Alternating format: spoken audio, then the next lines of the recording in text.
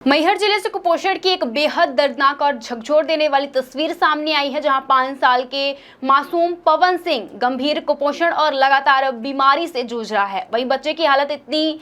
क्या आपको बोरवेल करवाना है लेकिन लोकल और सस्ते पाइप्स लगाकर हो गए हैं परेशान? तो अब आपके शहर में आया है न्यूट्रॉन 40 kg बोरवेल पाइप। दमदार क्वालिटी के साथ 10 साल की गारंटी, ज्यादा मजबूती और लंबी उम्र का वादा। तो अगली बार बोरवेल करवाएं, केसिंग पाइप सिर्फ न्यूट्रॉन 40 kg ही लगवाएं। खराब होती जा रही है कि उसके शरीर की हड्डियां साफ तौर पर दिखाई देने लगी हैं, जहां शरीर दिन ब दिन सूखता जा रहा है और सामान्य बच्चों की तुलना में उसका शारीरिक विकास बेहद कमजोर हो चुका है। वही जानकारी के मुताबिक पवन सिंह पिता रमेश सिंह मूल रूप से कटनी जिले के बहरी तहसील के खतौली बंजारिया गांव के रहने वाले हैं। वहीं बच्चे की मां ऊषा सिंह और मासी संजू सिंह इलाज के लिए मैहर सिविल अस्पताल लेकर पहुंची थी। वहीं परिजनों का कहना है कि बच्चा लंबे समय से बीमार चल रहा है और कई जगह इलाज कराने के बावजूद उसकी हालत पर कोई खास सुधार नहीं हुआ है। वहीं परिजनों ने बताया है कि पवन के शरीर में लगातार कमजोरी बढ़ती जा रही है और उसका शरीर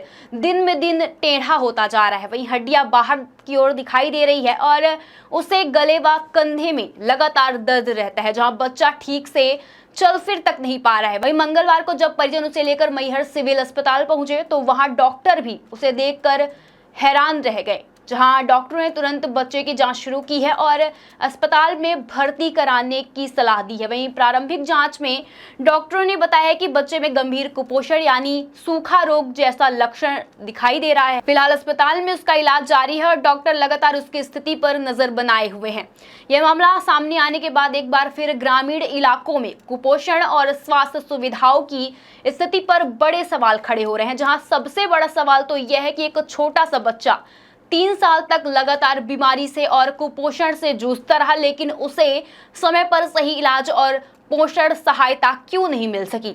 वहीं स्थानीय लोगों ने कहा है कि यदि स्वास्थ्य विभाग और महिला एवं बाल विकास विभाग सही तरीके से काम करते तो शायद बच्चे की हालत इतनी गंभीर नहीं होती। वहीं आंगनबाड़ी केंद्रों, स्वास्थ्य कर्मचारियों और पोषण योजनाओं की नियमित निगरानी होती तो समय रहते बच्चे की पहचान कर उसका इलाज शुरू किया जा सकता था। जानकारों का मानना है कि ग्रामीण क्षेत्रों में आज भी कई बच्चे कुपोषण का शिकार हैं, लेकिन सही जानकारी और जागरूकता की कमी के कारण समय पर इलाज नहीं मिल पाता है। यही वजह है कि कई मासूम गंभीर बीमारी की हालत तक पहुंच जाते हैं। वहीं मैहर में सामने आया यह मामला अब पूरे क्षेत्र में चर्चा का विषय बना हुआ है, जहां लोक प्रशासन और स्वास्थ्य विभाग की कार्यप्रणाली पर कई सवाल खड़े हो रहे हैं। फिलहाल अस्पताल में डॉक्टरों की टीम बच्चे का इलाज कर रही है और उसकी हालत पर लगातार निगरानी रखी गई है। वहीं इस घटना ने एक बार फिर यह सोचने पर मजबूर कर दिया है कि आखिर सरकारी योजनाओं और पोषण अभियान का लाभ जरूरतमंद बच्चों तक सही समय पर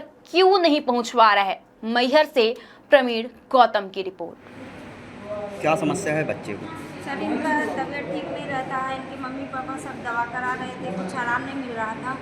इसके बाद हम बुलाए अपने पास, हमारे भांजे हैं तो यहाँ ले आके दिखाए तो डॉक्टर कहे कोई दिक्कत है, इनका बीमारी का कारण है कोई कुपोषित जैसे। तब डॉक्टर ने यहाँ के लिख दिए हैं भर्ती का, हमने भर्ती कराएंगे आज। दिक्कत क्या हो रही है बच्चे को? दिक्कत सूख रहा है, लड़का सूख रहा है और पूरा मेरा शरीर है, हड्डी निकलती है, दर्द रहता है उसके गले में, कंधे में। कब से समस्या है इस तरह से? ये 2-3 साल से है सर। आप कहाँ किया ये कहाँ किया आप लोग? हम यहीं बदनपुर अमगार के हैं। कितने साल का है ये 4-5 साल के हैं सर। नाम क्या उनका?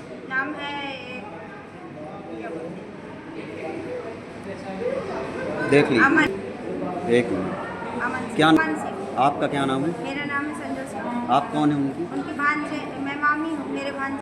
सर, एक अस्पताल में एक मरीज बच्चा आया, उसको कुपोषण जैसे कुछ लक्षण से क्या मामला है? वो चेस्ट वॉल डिफॉर्मिटी सिंड्रोम है ना, उसको देखना पड़ेगा। अभी तो उसको पीडियाट्रिशियन ने एडमिट किया है चंदनबाग में। एनआरसी लायक नहीं है, एनआरसी में एडमिट किया। जन्मजात विकृति है, उसको टेस्ट करके सब देखना पड़ेगा, कल ही डायग्नोसिस पता चलेगा। ऐसा लगा अब ऐसे बच्चे में कुपोषण तो दिखता ही, क्योंकि उसकी विकृति है, उसकी सारी जो लिप्स है एकदम उभरी हुई दिख रही हैं, स्कैपुला डिफॉर्म्ड है, गर्दन उसकी थोड़ी सी टेढ़ी है। ये डिफॉर्मिटी है, मल्टीपल सिंड्रोम है, इसमें बहुत सारे ऑर्गन इन्वॉल्व होते हैं। तो क्या सब बच्चे को अस्पताल में एडमिट कर लिया गया है। एडमिट कर लिया गया है। अब कल उसकी जांच के बाद समझ में आएगा क्या